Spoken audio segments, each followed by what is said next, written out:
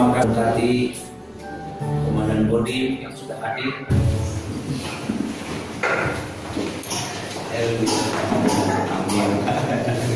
kasih.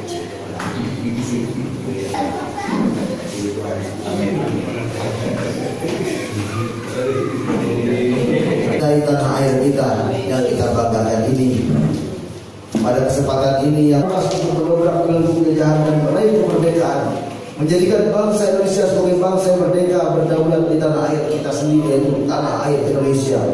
Para hadirin yang dimuliakan Tuhan, yang segenap bangsa kita, segenap masyarakat kita, rahmat dan kasih sayangnya kepada para pahlawan semua bangsa yang rela berkorban demi pertiwi, berjasa besar dalam meneguhkan kedaulatan negeri.